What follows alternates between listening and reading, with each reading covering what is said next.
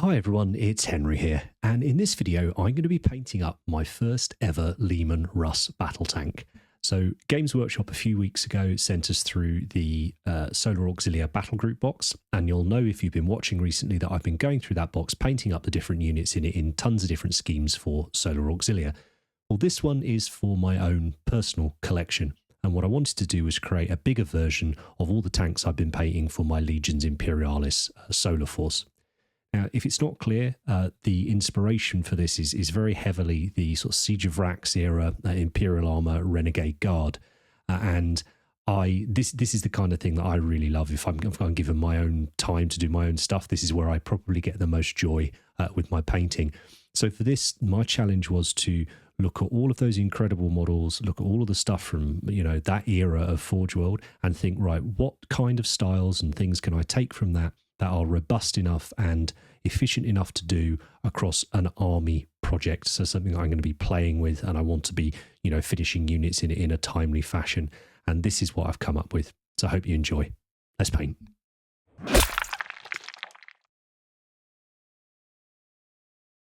So first up, over a primer, black primer here, I'm going to base coat the entire model using Hull Red. So it's quite a thick paint, so I've thinned it about 2 drops of thinner for every 1 drop of paint. I'm using Vallejo airbrush thinner for this one. I'm spraying about 20 to 25 psi, and I'm using a 0.4mm needle or nozzle. This airbrush is our Harder and Steenbeck Signature Series Evolution. Now, Hull Red is obviously a different colour to that I used on my Legions miniatures, but it's one of my favourite paints, and I figured it would probably look good with a green scheme because we know red and green work well together. So just a nice solid base coat. And whatever you do, don't paint all of the colour on your main armour and then realise you've used completely the wrong paints because you haven't referred to your notes and you've been going from memory, and then you have to spray over all of that work with the Hull Red to start again, because that would be a real shame. From our Hull Red base, we'll use our first green. This is an Ammo MIG colour. This is a formulated for airbrush paint, and it's already quite dilute, so I've probably thinned this 1 drop of thinner for every 2 to 3 drops of paint. And I'm going to light this tank or colour this tank in slightly differently to how I normally do. I'm going to choose to create the modulation on the panels by making the centre of each individual panel lighter. But for the first coat of paint, I'm bearing that in mind, but really I'm just trying to get a nice sort of almost solid coat on there. Little bit of the Hull Red showing through, as you can see, predominantly around the panel lines, areas like that. So we're not looking at a particularly strong directional light source for this miniature. We're just going to do each panel in and of itself. And then I'm going to give it a second coat of the dull green, following exactly the same process, but this time focusing a little bit more on the individual panels themselves. Because these paints are so translucent, so because they're so see-through, so you can see the work you've done underneath, you can build them up on top of each other and create lots of lovely different tones. You can see the turret there has had 1 coat of the green, whereas the tank itself has had 2 coats on there. Now, the first different green, as it were, we're going to use, obviously use Hull Red as well. I'm going to use a protective green, again by Ammo MIG. And it's not so easy to see on this, but I am focusing again on the individual panels. So I'm lighting the little hatches, and then I'm going in and lighting the individual panels themselves, working my way around them. The reason I've wanted to add another green is because I'm not going to do my oil dot filtering that I often do. See, actually, you can see the painting a little bit better on this side. See, as I'm lighting the panels, there we go, colouring around them. I'm just covering a slightly smaller area than I did with the dull green. But as I was saying, I'm not going to do the oil dot filtering, so I want to add in more nuance, more different colours, more tones in other ways, as slightly more, quick ways, basically. I think oil filtering is brilliant and totally usable for armies, but I didn't want to do it on this project, essentially. So yeah, that's the reason for this additional green in there. And again, you can see the difference that's made versus the turret. And when we apply the second coat of this green, again, this should become more and more obvious where I'm spraying. So again, just working the same areas, but we're making it a little bit more intense by applying that second coat of it. And the final green, this is the one I used to highlight the Legions Imperialis miniatures.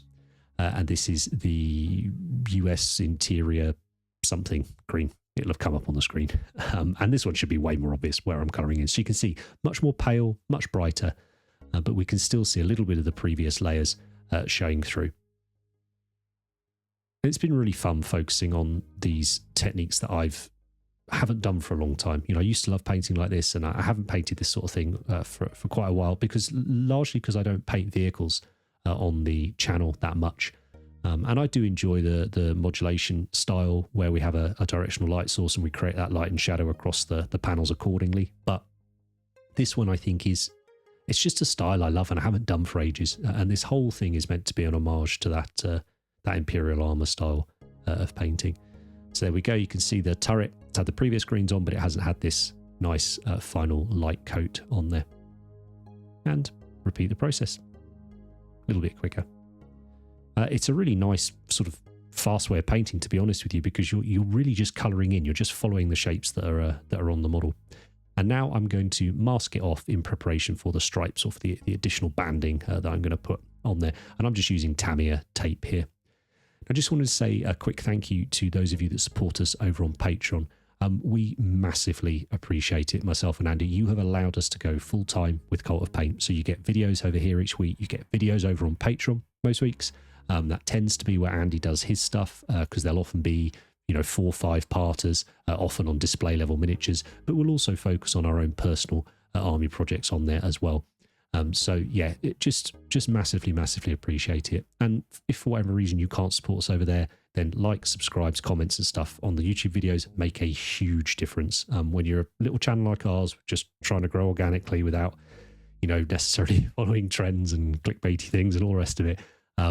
Yeah, that interaction and the sharing and telling your mates and stuff, it's a huge impact on us. So we really do appreciate it all. Now, once everything is masked off, I'm going to base coat the areas. I'm going to do red using German Camo Black Brown. Again, probably thin this about 2 drops of thinner to paint. It's a similar consistency to the whole red. And then I'll spray in whole red over it as well, just following the exact same process as I did with the green. So you can see that's why it looks more red there. And then I will mask that off. Oh, here we go. I've decided to edit the video poorly. Put the clip in after this. But, spoilers, this is the 5th time I've had to try and do the audio for this today. So I'm probably not going to go in and tweak that clip. Yeah, we apply that whole red in exactly the same way, focusing on the centre of the panels, getting lighter towards them or more intense towards them. And then for the black, I just mixed in a little of the light green into the black to create a highlight grey for that. It's just nice and simple. And now we can peel it off. You can see I haven't even really waited for the black paint to fully dry. You don't need to. It's absolutely fine. And I haven't found the Tamiya tape takes off the paint with it at all. So like I said, I didn't varnish or anything before I applied any of this. And we've got pretty nice sharp clean lines on there. I have got a little bit of bleed on the bottom edges here. It doesn't bother me because of the way I paint. I'll make that disappear later. But if you're someone who's a bit more meticulous or wants a cleaner look, then you'll just need to take a little bit more time when you're doing a masking, or get hold of some flexible tape. That sort of thing will help. But once I was happy with all of that, I gave the model a good few coats of gloss varnish. Now I'm using polyurethane gloss here through my airbrush. I thin this about 4 drops of thinner to paint, something like that, to varnish. But use whatever gloss varnish you like. And that is in preparation of the decal stage and some oil work we're going to do. So for the transfers, for the decals I'm going to use, I've got a few different sheets here to pick from. I've really enjoyed these Chaos Knight transfer sheets. I've used them a lot on my Legions Imperialis stuff. But I've also got things like the Age of Darkness ones for a few Eyes of Horus, and then a nice old Imperial Guard tank one. And then I've used the Word Bearers Heresy sheet here for some of the sort of cuneiform script stuff as well. I really enjoy using decals and layering them up onto each other and creating different things rather than freehand. I'm not good at freehand because I'm good with decals. So I must admit it's probably... Yeah, I should probably stop using them so much and maybe try. But I think as well with army painting, decals are an absolute lifesaver. And you can create just some really interesting things. I'll put a link up in the top to the full process. I just thought I'd leave in a little bit of footage because I enjoy doing it, really. And I had a lot of fun with this, particularly with the Chaos Stars as that nod to the sort of Siege of Rax books. Yeah, you could always use a stencil or something if you wanted to create these. But there's so many companies now, including Games Workshop, that do tons of different decent quality transfer sheets. I'm not going to worry about it too much. Now, for our first oil, we're going to use Starship Filth here, and I'm going to do a sort of combination filter and pin wash. So I'm taking the oil and then I'm diluting it with some mineral spirits. Now this is just white spirits I've got from my local DIY shop. I use those when I'm filming because they dry quicker, they evaporate quicker, so I can move on quicker. Typically, if I was doing this for myself, particularly with a large project like a tank, I would use Winsor Newton Sansador, which is an odorless mineral spirit. It's much nicer to work with than this, but for full clarity, I'm not using that in this video.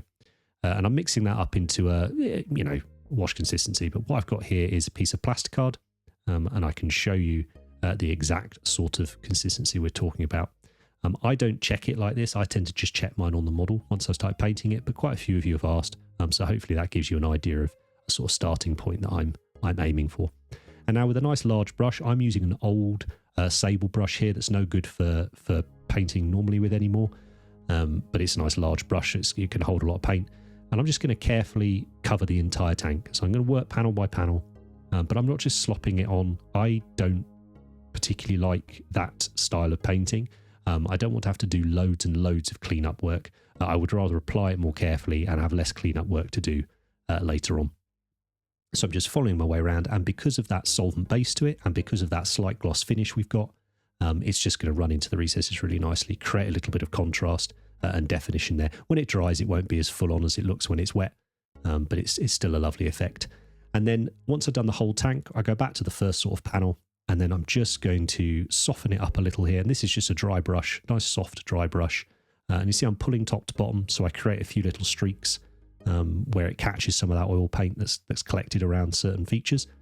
And then if there was any big sort of weird tide marks or anything like that, I can sort of buff those out and clean those up at this stage as well.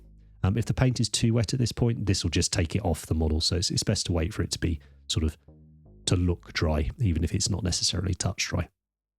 But this is that first step, a bit of filtering, a bit of dirt and grime, a little bit more definition in those panels. So we really are building that definition up now.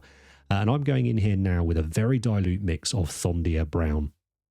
It's probably the same consistency as something like Agraxz Earthshade. And I'm spraying this around all the panel lines and basically every rivet, every handle, every hinge to create more dirt and grime on the miniature. For me, it's a very efficient step for the effect it gives me and the time it takes me. It probably took me about 10-15 minutes to do the entire model. I'm not going to lie and tell you it's an easy stage to do. You need to be confident with your airbrush and you need to have decent airbrush control to do this. But once you have that, I think it's a really useful way of working.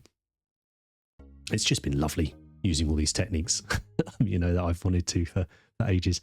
I guess maybe I should do more vehicles. Problem is I can't be doing 30-40 minute videos every week, I don't think. So we'll have to see. And I'm not sure if people are too keen on the multi-parters here on YouTube. So we'll see. Let me know in the comments. Whether you want to see more vehicle ones. I certainly love doing them. It's where I cut my teeth. It's where it's the stuff I really enjoy painting, if I'm honest. So there you can see I've been around the whole tank there, and that brown has just added a lovely new dimension to this paintwork. And I'm saying again, every step I've done so far in and of itself has been nice and simple. It may seem a little time consuming, but you're painting 90% of the model in this way, so it will take a while. But once you've done it, you're done. For the red and black areas, I just wanted to chip them up ever so slightly, blend them into the actual paintwork, as it were. So I've sponged on the dull green, which was the first green that we used, the dark green, and I'm just using my brush to add a few more chips, just to have that show through, to make it that little bit more natural. Now I'm not going to go in and do my usual tippy-tappy chipping with a light colour here, which sort of acts as a sort of faux edge highlight as well. So I just made sure not to get too carried away with it. You can see here that little bit of bleed that I got down at the bottom. It's very easy just to make it disappear at this stage by a few little scratches, dashes. 10-20 seconds and we're gone. The next stage is more chipping, but this we're going to do over the whole model. And for this, I'm using a German Camo Black Brown. I love this paint. I love this colour. I think it works particularly well with this green. And it's one of the reasons I chose this green, or this type of green, was because I wanted to use this paint as my chipping colour. I have no idea what the greens are. They're not from a set. I've bought most of MIG's modulation sets because I think they're great paints and I like the colours. I know very little about real world military history or modern, sort of relatively modern military history. So I have no idea. I just thought this was a cool colour. I'm not sure if it looks like anything else, but yeah, I wanted to do this sort of slightly sickly green. And then once I've worked on that sponging, and I'm generally focusing on the edges of panels, not so much in the centre of them, a little bit, but much more on the edges. I'm going to go in with my brush and further work those in. So make sure those areas of high wear and tear get plenty of this chipping in. And I'm going to leave a fair bit of this footage in real time. I love doing this. I think it's a great way to help blend in transfers as well. But again, because we are not using edge highlighting with a lighter colour, this is a very important stage. But because the centre of the panels are lighter than the edges, we can use that darker colour on the edges and it won't kill the highlight too much. But you see here, we can chip up the decals a bit and just, again, further help them blend in a bit more natural to the paint job. So obviously I've sped this bit up a tiny bit. I still do it on the black and the red, but it's obviously not going to be as impactful, so I don't waste too much time on there doing that. And it's probably took me about 5 minutes to do the whole side here. So the whole tank, maybe 20 to 30 minutes to get it done. And I was quite methodical. I just worked side, the other side, the front, the back, the top, the turret. That's how I just kept working with everything I was doing. And chipping, to be honest with you, it's one of my favourite things to do. So I wanted to use these techniques, and if I felt that maybe they took a little longer than perhaps I would ideally have liked, as long as I enjoyed doing them, it didn't bother me. That would bring me joy, painting in that way. So that's why I'm doing it. And then probably my second favourite thing to do when painting a miniature other than chipping is work with oils. So you can see on that little bit of cardboard, I've got sepia and dark rust. It's basically a dark brown and an orange colour. And now I'm going to go in and just do more corrosion, more dirt and grime on there. You'll notice I've wet the surface there first with a bit of mineral spirits, and then I'm just going to sort of tap on little bits of neat oil. And what that will do is it kind of dissipate out and give us these lovely faded sort of rust spots and corrosion, areas of corrosion. But we can also pull some streaks down if we want and just play around with those different consistencies of oil on the miniature and see the effects that it gives us. Again, this probably took a similar amount of time to the chipping. Easily the two longest stages of the paint job. But as I mentioned a minute ago, because we are painting 90% of the model in this way, that's okay that it's taken that long. This isn't painted like a typical Warhammer miniature. We're not going to paint every single detail a different colour. All the metals aren't going to be silver and gold and brass and bronze and all this. Obviously, I'm not painting the banding on here either, like you see on Solar miniatures. I've chosen not to do that. I really like the idea of sort of combined arms forces, particularly with Legions Imperialis. And in the background, they talk about having tons and tons of spare sort of war material, your tanks and all the rest of it, and then just creating militia to use to make use of these vehicles and these artillery pieces and stuff. So that was my reasoning, was to have my sort of armoured stuff be in this scheme, and then I'll have my infantry and sort of my infantry support will be in the Chthonian Headhunter scheme. And just sort of, blend it all together. And because of that, I'm not going to do the banding on the militia stuff, but I will do it on the Chthonian vehicles that I do. So yeah, these stages, if they do seem time consuming to you, that's partly because they are. I've left a lot of it in real time because I think it's important to understand that some things do take a while, and that's perfectly okay. A good smooth base coat takes a little while, but a good smooth base coat looks fantastic. And my intentions with this was to pick a handful of techniques or processes that I love, but also that I think are very high impact, and execute them well. What I didn't want to do was throw every single technique, gimmick, product, everything at the miniature and just have it look a bit of a mess. All of them executed poorly or too quickly. That wasn't my goal with this. So I say there was a lot of thought put into the model before we actually got to the painting, and consequently that meant I didn't have time for a test model. So there was quite a few bits in this that I've had to go back and repaint after I filmed it, which was frustrating. But it was really fun. It's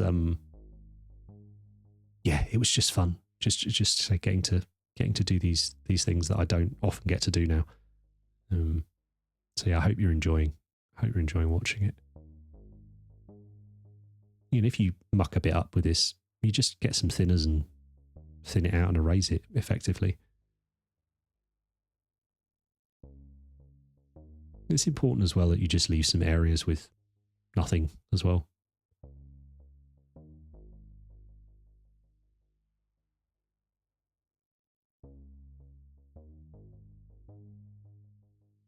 Now the tracks, I've left them on sprue, as you'll notice.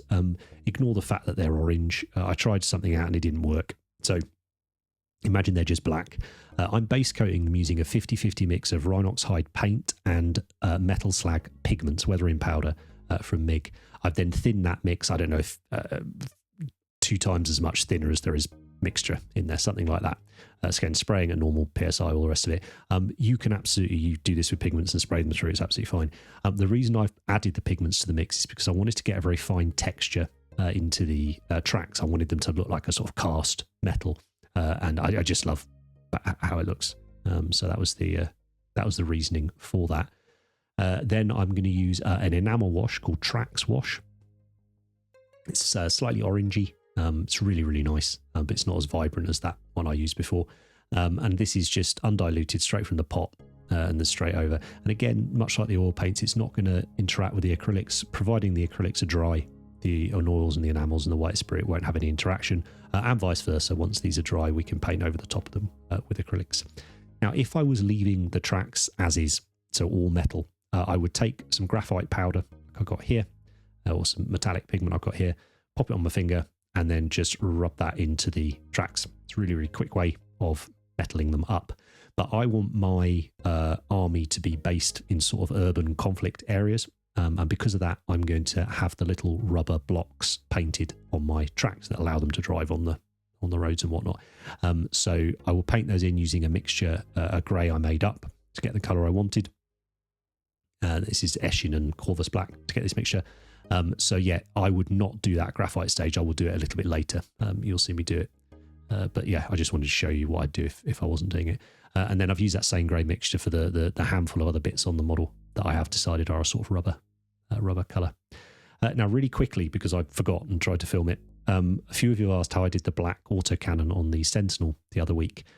It's really simple and probably a bit boring and a bit basic, but basically I paint it black. Either airbrush or brush paint, whichever is more convenient to do. I'm using Vallejo model colour black here. If there's a lot of edges, I will do a bit of tippy-tappy chips with a grey colour. I just use the grey mix I used there on the tracks for this one. But what I will always do is put a little bit of oil over it. So I've used the same oils I've used on the rest of the tank here, so sepia and dark rust. If it was the round barrel, I'm not going to bother highlighting that with the grey. And then once it's all dry, or in fact you can see here I didn't wait long enough, I'm just going to touch the edges with a bit of graphite.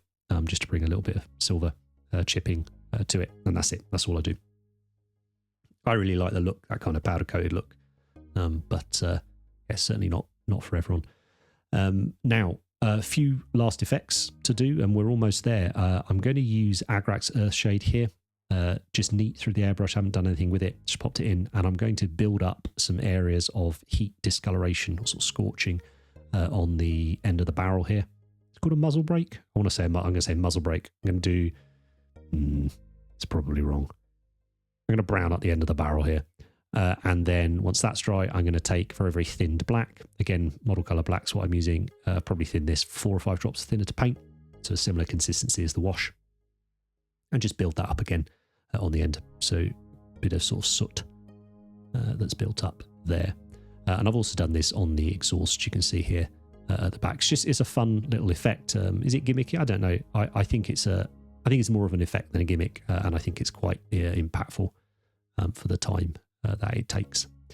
So once I've got all of those steps done, I'm just sort of checking the model. The only things left to do really are the metallics. So I'm really, really happy with where we're at with this. I think it looks interesting, and I see each individual step has been relatively simple and enjoyable to do. So yeah, I'm very happy.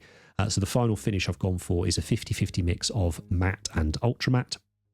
I'm just going to apply this all over the tank itself. I've done this because I found the ultra matte was too flat, and any matte varnish I buy is satin, no matter what they say. So I find a mix gives me the finish I like at the moment.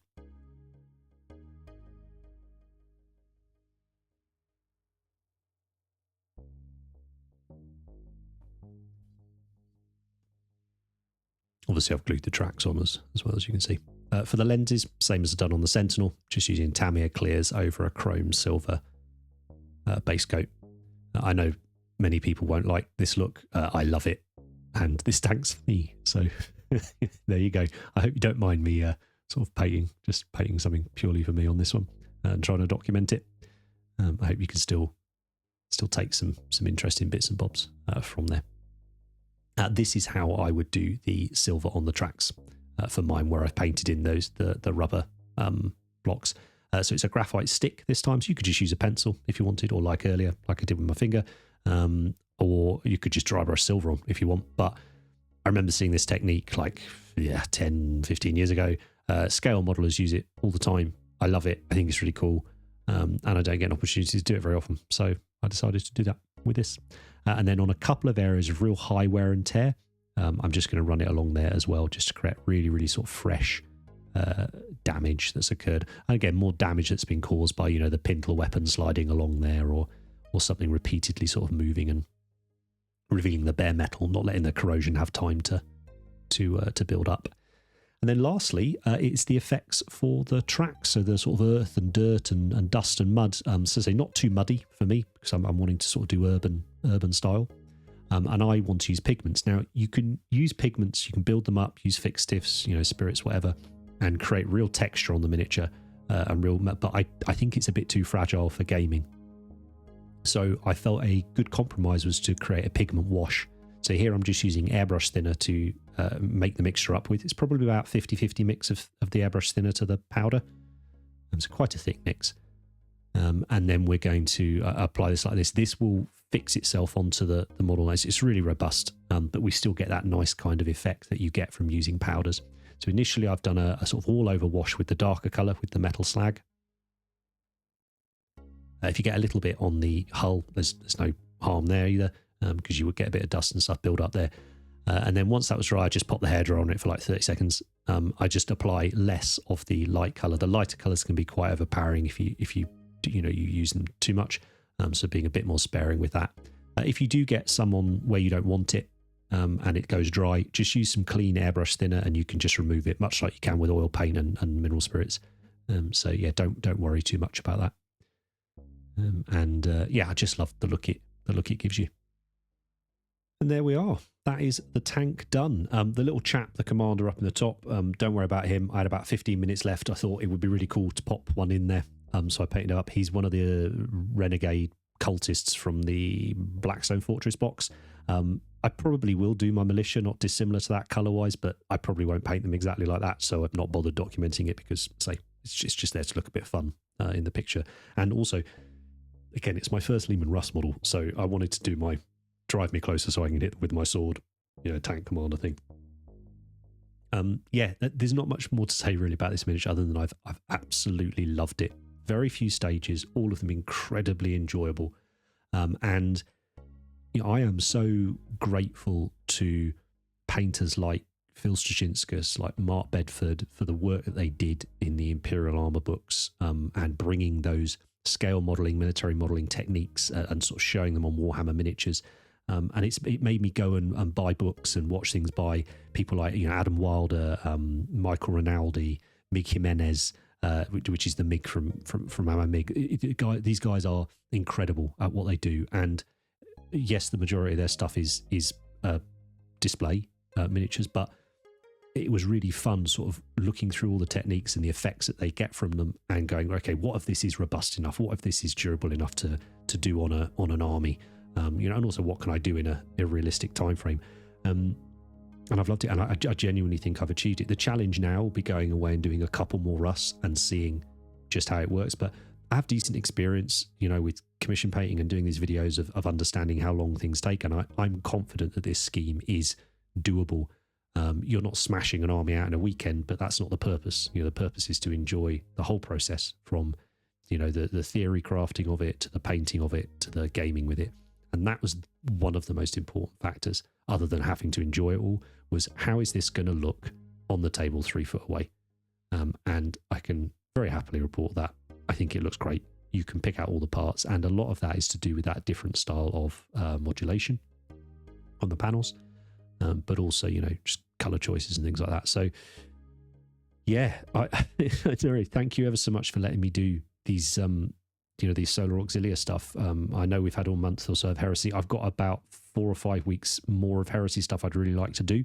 We're going to do some Marine stuff. I thought we'd do some more Legions Imperialis as well. And then my hope is sort of in a month's time or so, I'll have had time to chip away at my own, and maybe we can come back with a video and I can talk about what I've done, things I might have tweaked from the previous videos, and actually just put my money where my mouth is and show you it. I know the colour is ever so slightly different to my Legions Imperialis tanks. That was inevitable with me using additional colours and it being a bigger miniature and everything, so it doesn't bother me at all. They are both just takes on that army, and I love how they look together. It's just making me smile, ear to ear, looking over the shelf, seeing them there, and I can't wait till there's more of the army to add into them. So as ever, if you've got any questions about what I've done, pop them down in the comments and I'll get back to you as soon as I can. Thanks ever so much for all your support. Take care, and I'll see you next time. If you've liked any of the models in this video and you fancy having an army of them yourself, but perhaps you don't have the time or wherewithal to get it done, consider dropping us an email at commissions@cultofpaint.com and maybe Ben can sort you out.